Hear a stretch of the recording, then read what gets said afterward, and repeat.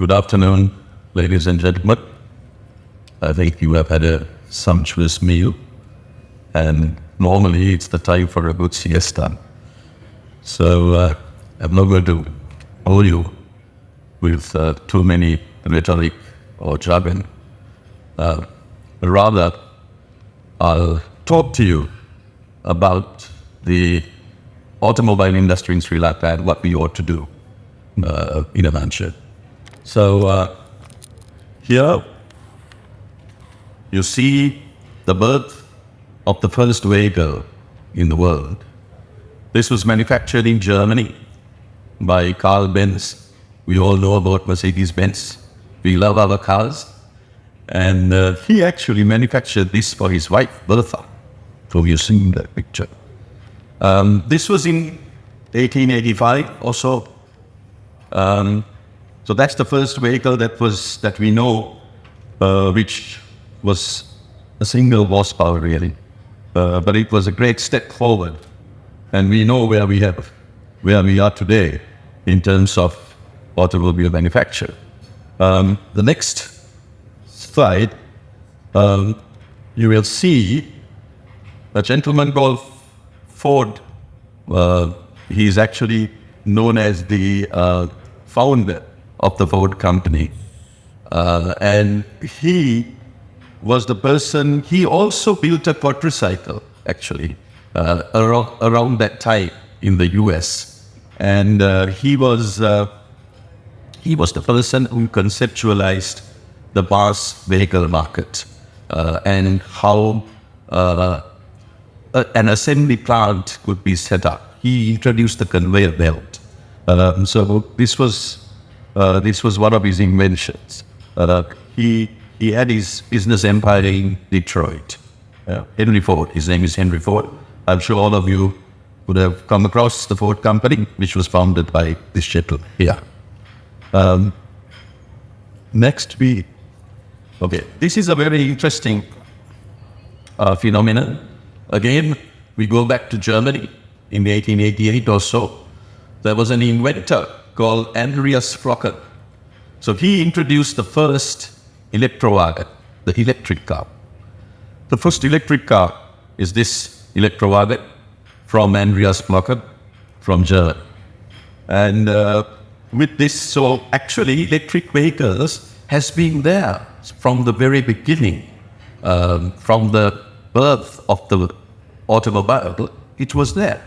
But the problem was that the oil companies of the world came into existence, and they found oil in the US and in other countries, and they wanted to exploit this.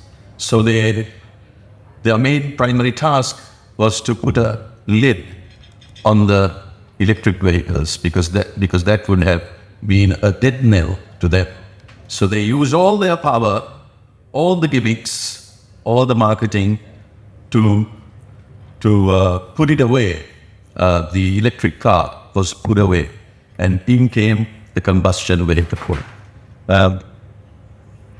Here, this gentleman here is Thomas Edison. So Thomas Edison was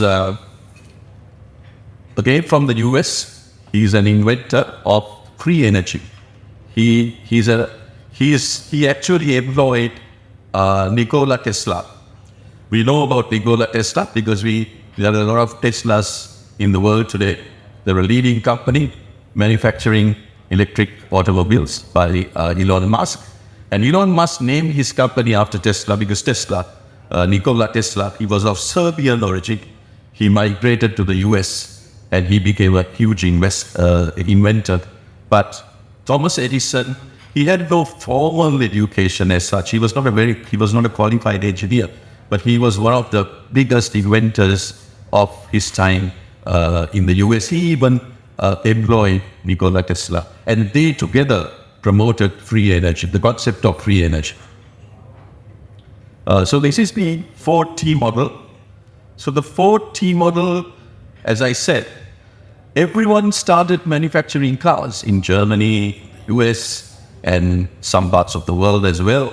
But no one knew how to commercialize it.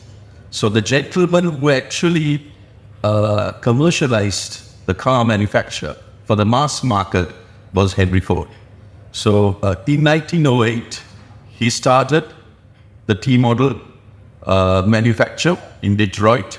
He set out the conveyor belt, and he introduced the assembly process in the world. And he sold 15 million cars. I mean, just imagine from 1908, the span of 10, 15 years, to have sold this many number of cars. He's really a genius. Henry Ford was really a genius, I think. And so this set the stage for the mass market of vehicles. He not only produced these cars in the US, he also produced them in Germany and in other parts of the world as well. It was simultaneously. He started assembling vehicles all over the world. And that's how he got to this phenomenal 15 million vehicles that he was able to sell. So next, we have a very interesting proposition here. We all know about this, the Beetle. So what actually happened was Hitler was instrumental in this actually, because in 1933, Hitler in Germany, he called upon Ferdinand Porsche. There was a gentleman called Ferdinand Porsche, who was the owner of Porsche, but more importantly, he founded Volkswagen. So he was a father of Volkswagen, and then with the money he made through Volkswagen, he then ventured out into other products like Porsche. And his name was Ferdinand Porsche. So Hitler summoned him in 1933, and he said, Ferdinand, we need a car in Germany which can take 2 adults and 2 children at 100 kilometers per hour, and the car should not cost more than 1,000 Deutschmarks. So he said, I'm going to give this business to you. This is your country, this is my country, and this is our country, so we need to do this. So that was the challenge that he gave Ferdinand Porsche. And in 1938, he manufactured this Beetle. So this Beetle was such a successful car that they sold 21 million vehicles throughout the world. A lot of it is in Sri Lanka as well. So we know the success of the Volkswagen Beetle car. And I don't think any other car has even matched this, even now, up to 21 million units. So that's the history reflecting back into the motor car industry. And here, I have produced here our R&D data. So if you look here, our total car park is 8.3 million, 83 lakhs, which is not a lot. Up to 2023, this is. And if you look carefully, you'll find that the two-wheelers, the motorcycles, account for nearly 5 million, 4.9 million or so.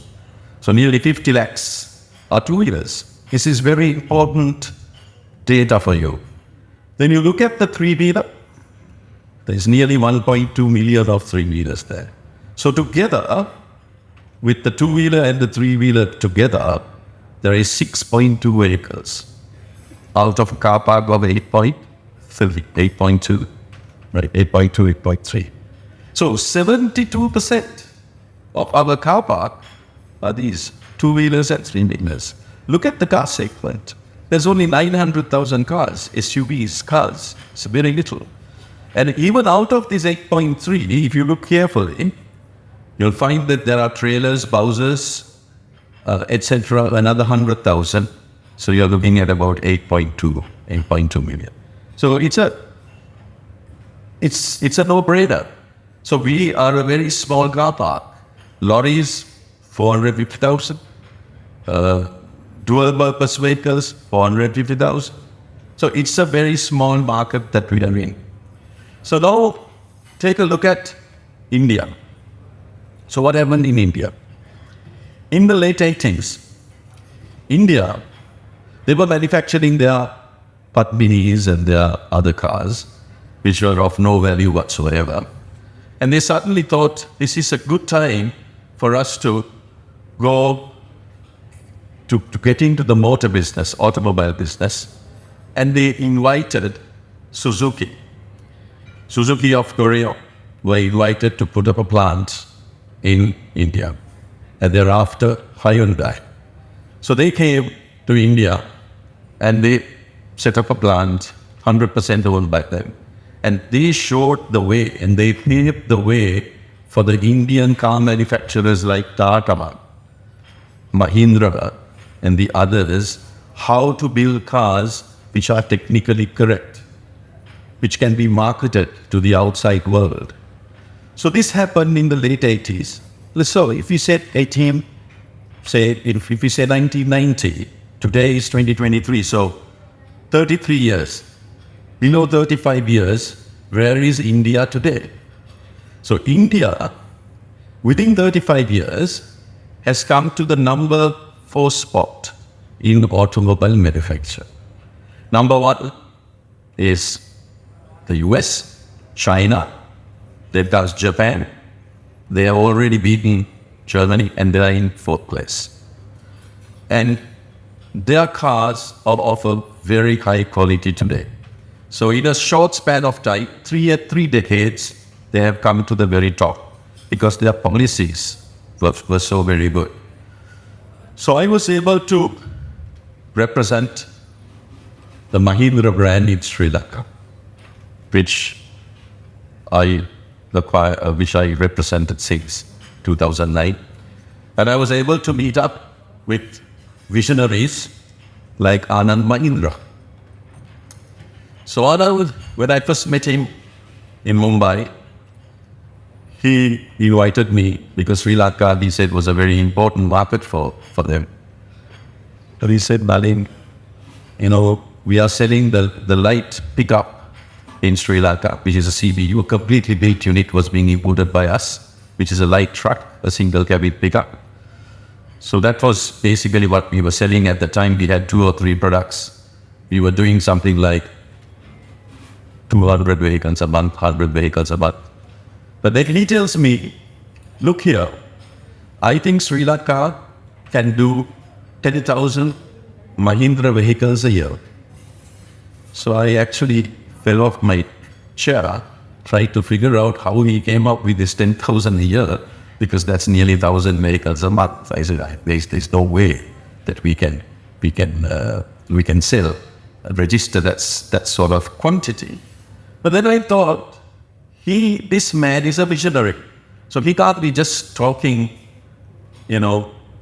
tosh at me and giving me some figure that is unattainable.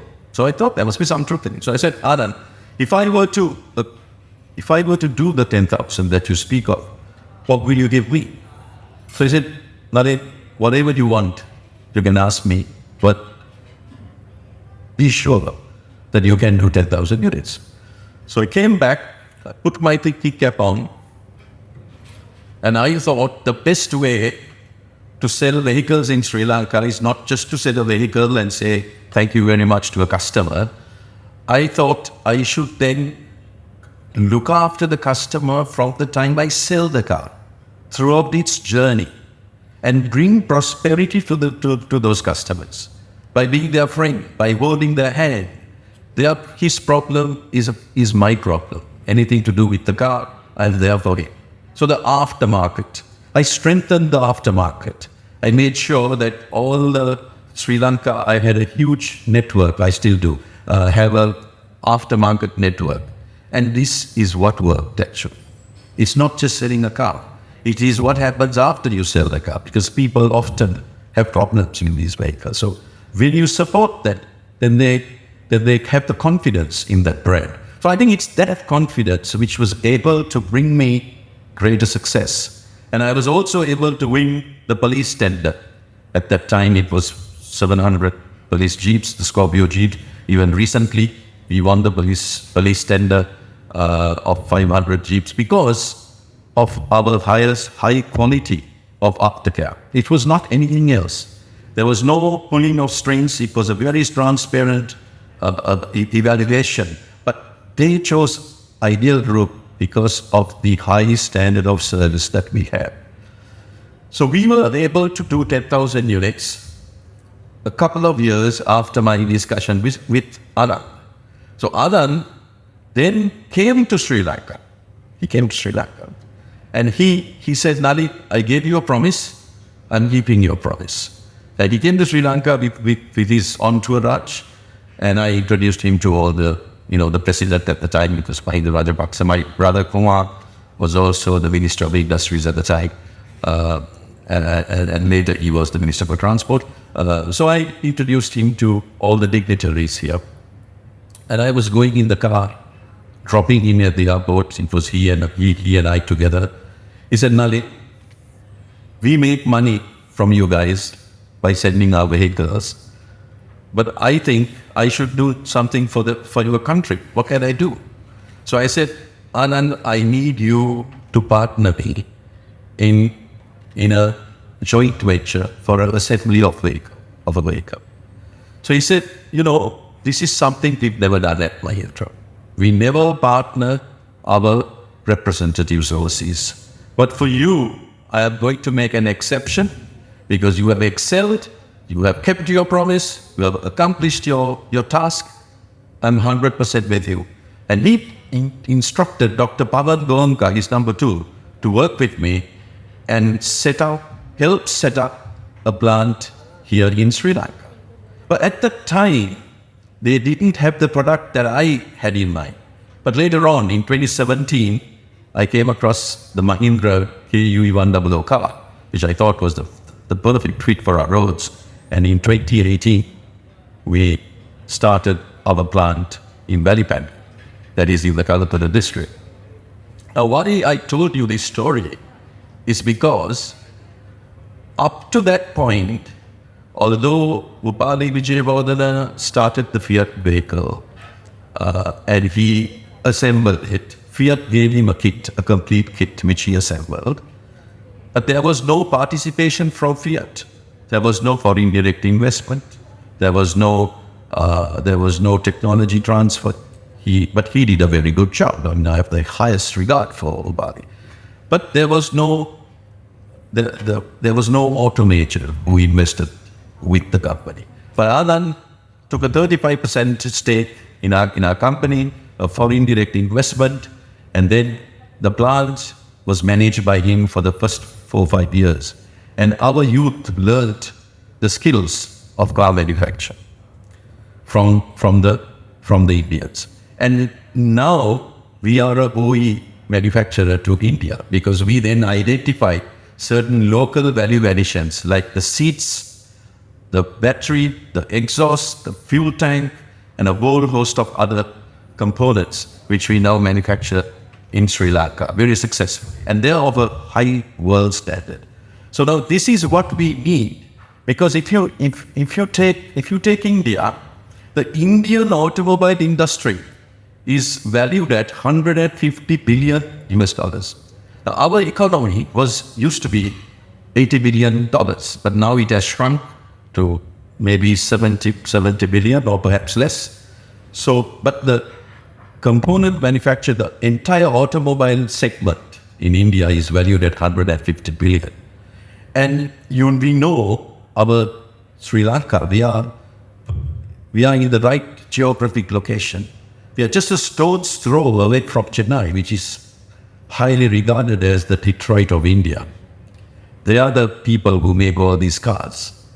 And from Sri Lanka, if we can export our components into India, then a lot of our problems can get solved. So this is the way forward. This is the manufacturing economy that we are talking about. So I've often been a promoter of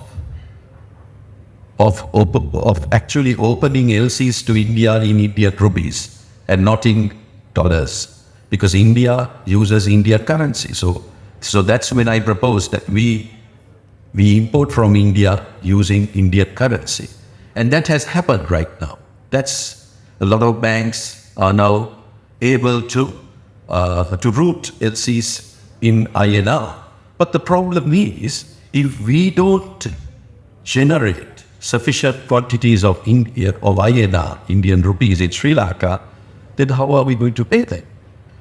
If we convert our dollars to Indian rupees, it doesn't make any sense. We are still back to square one. So that's when we must find ways and means of revenue streams from India, like tourism, and also through our FTA, free trade agreement, we must have a doorway to India where we can offer our goods and services duty-free to India. Because of our geographic location, it makes perfect sense. And that's the goal here. This is what we must try and do here in Sri Lanka. And not only that, if the components can go to India duty-free, then a lot of the top component companies in India will come and set up shop. Because if you look at the COVID time, if you look back, during COVID time in India, a lot of the top industries just came to a grinding halt because the staff were from far-flung rural places. They went back and they didn't come for a couple of years. So there was a huge problem for them. But in Sri Lanka, that was not so. So that's why it is important to invite these companies to Sri Lanka and get them to set up plants here, which they can easily serve to this market, to this huge market in Chennai and beyond. So this is what we need to do. So the component manufacturing is a very important aspect. The car assembly is a very important aspect because if you look at our car park, 90% of our vehicles are from India. And here, if you look at this chart, the two-wheelers and the three-wheelers make up 70% of our market, and they are also Indian vehicles. So if we start manufacturing these, assembling these in Sri Lanka, the spare parts, we can easily sell it to India. So this is what we have to do. From this trading economy, we have to go towards, we have to migrate to a production economy. Here they have to solve. Okay. Here is an electric bus. So a government of Sri Lanka wanted to import 200 of these buses. So I think the government should really embark upon a strategy to find something like a Chinese company who will invest in Sri Lanka, just like the Mahindra example, and then to turn out a locally manufactured electric bus. Now, we are also, at Ideal Group, we are also manufacturing electric vehicle batteries. So all of this is possible because we have a company which is manufacturing power banks, the 5 kilowatt, 10 kilowatt power banks. So those are using the lithium iron phosphate batteries, which we import from China. So from using the same battery, the similar battery, we can actually start assembling the car batteries and the bus batteries. So, and also what is more important in an electric vehicle battery is the battery management system. Because a battery management system which comes from China is not good for us because other climatic conditions are different. So they have set it for their climatic conditions, not for other climatic conditions. And that's why you find some of the two-wheelers initially in India were failing. They were catching fire. That's because the BMS was not set in India. The BMS must be set in India. So there are these important things that we really ought to do. So I actually invite the government, and I've been speaking about this outrageously, I must say, to bring in some collaboration between Sri Lanka and China or India to assemble these buses here, in which case it can make some sense. And also the government must give low interest rate loans to this sector to come good, because otherwise it's a huge drain of forex going overseas. This was a day one, about a few days ago, this was our situation. So if you look at it, we've had some very good rains. Our catchment areas in the hydro is fairly full. So the actual burning of oil from here is about 30%. So every unit that we generate of electricity, we burn 30% of oil in that mix. So now Sri Lanka, as you know, was a signatory to the Paris Protocol in 2015. So the entire world knows about global warming, and we are trying to keep it below 1.5 centigrade, going up. So in this quest, Sri Lanka also needs to have a proper game plan as to how to mitigate this. And if we go on a trajectory to accommodate more and more electric vehicles, what happens is that these electric vehicles will be charged at home. It will be charged through our grid because we don't have charging stations. So when it's charged through our grid, what happens is that we have to burn more and more oil. It applies pressure on this grid. So that's the paradox. That's the paradox that we have. Because if we increase the electric vehicles in Sri Lanka, we also have to look at this aspect of burning oil. Do we have the money to import more and more oil to burn, to power this? So this is an important area which we must be talking about. And that's why we need to look at the solar system. We need to look at solar power. So what we have to really do is, if you take Sri Lanka, we have only 55 lakhs of residential dwellings, 55 lakhs. And our country is a small country, 65,000 square kilometers. From the south to the north, it's only 450 kilometers. There is no problem with the range. If you look at the RNV figure of the two-wheeler and the three-wheeler making 70% of our entire registrations, these two-wheelers no one can ride for more than 100 kilometers in a day.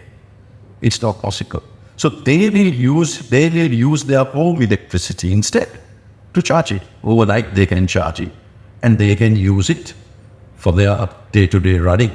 It may be 50 kilometers, it may be 60 kilometers, but it will not be more than 100 kilometers. So it's the same with the three-wheelers. If the three-wheelers might do a max of 125 kilometers and no more. And the three-wheelers, by the way, is not a good fit for inter-district transport anyway, because it is not suitable for such transport. So they are basically the first mile transport or the last mile transport. So we have enough of those. And how do we empower them? The only way to empower them is to use the sun and get people to install solar in their residential dwellings. And the government must roll out a scheme where they give a tax concession to people who obtain a loan and give a very low rate of interest for renewable-based loans. This way, all of us can avail of this facility. It's not very expensive. The prices are dropping. They're coming down. So everyone can actually afford to install a solar in your homes and avert paying these hugely expensive bills that we pay today. Even recently, there was an 18% hike. This goes on and on and on because there's so much corruption. There's so much wastage. So the way forward is to change this culture, is to go electric, go renewable, be sustainable. And this is the way forward. And that's why we at Ideal, we also have a huge renewables arm with the roof-mounted solar. We are now in the cusp of exporting this product to Switzerland. So this is a house in Switzerland that I've shown you. So what do they do there? What they're doing there is the normal clay tiled roof. They're putting a solar panel. They're using a solar tile on the roof. So you don't have to put a clay tile. Instead, you put a solar tile. So this can be done in Sri Lanka. We are actually starting to do this now. There is no magic. There is no rocket science. It's very, very simple. It takes a lot of manpower as well. You can use labor. It doesn't have to be fully automated. But this is what it is. Then this is largely very successful. Now this can be done in Sri Lanka as well, even in the construction industry. From now on, if you really think about it, we can be using this style. We are just starting to export this, all of it actually, to Switzerland, because the technology came from there. But this is something that we need to be doing here in Sri Lanka, so that everyone can go solar. This is not a very expensive thing to do. And also, I have to show you, okay, these are the rooftop solars which we have to migrate to. And the next one, yeah. So here I have reproduced the aspect of sustainability in your home. It's very simple. So here you have a solar, a roof solar. You have a solar inverter. You have the solar panels. You have a generator. Of course, it's not required with this because the generator burns oil. I'm not a proponent of that. But there is a lithium battery there. There is a lithium battery. So in this home, let's say the entire use of this home is 5 kilowatts. So you have a lithium battery of 5 kilowatts. So what it does is that during the day, the 5 kilowatts lithium battery gets charged. It's fully charged. And then when there is a power outage, it kicks in and empowers your home. You don't even know that there's a power outage. You don't even know. That's how efficient it is. And if you don't want to pay those high charges that the CEB and LECO charges you, you can also go off grid. So that's the future. This is the future. We have to be a step ahead of our competition. In Sri Lanka, this is what we have to do. We have to think out of the box. We can't be thinking in a narrow frame. We have to think out of the box, and these are the measures that will put us on top here. And these are not difficult to do because we are blessed. We are a country blessed with so much sunlight, but we are not using it, unfortunately. So the policies have to change. Our mindset has to change. All of us must think that we must go on the sustainable path. That is the only way we can win here in Sri Lanka. And lastly, I think this is just a snapshot that the Swiss guy actually sent it to me. This is not one of mine. The Swiss guy sent it to me and he said, look, darling, this is what you guys need to be doing, because it's not only the roof, which is solar tiled, also the facade, the glass is also solar here. Everything you see here is solar enabled, everything. So he said that this is the way forward. You can have a surplus of energy, electricity, and it is not very expensive. It can be done. So this actually should be the future. And I think this presentation, I hope that's been useful to you. I'm not going to take more of your time. You had a very long day since morning. If I go on and on, I can talk to you a lot more about various things, but I'm not going to bore you with all that rhetoric. So thank you very much for listening to me, and I'm honored to be here. Thank you very much, ladies and gentlemen. You've been a lovely audience. Thank you. And we glad to invite the Chairman of Nerd Center, Professor Andhikari, to please present this token. Let's put our hands together, ladies and gentlemen, as we say thank you very much to Mr. Alan Melgama, the Chairman of Andiot Group. Let's put our hands together one more time, ladies and gentlemen, as we say thank you to Mr. Naren Melgama for sharing with us his expertise and experience. Thank you very much for gracing our occasion, sir.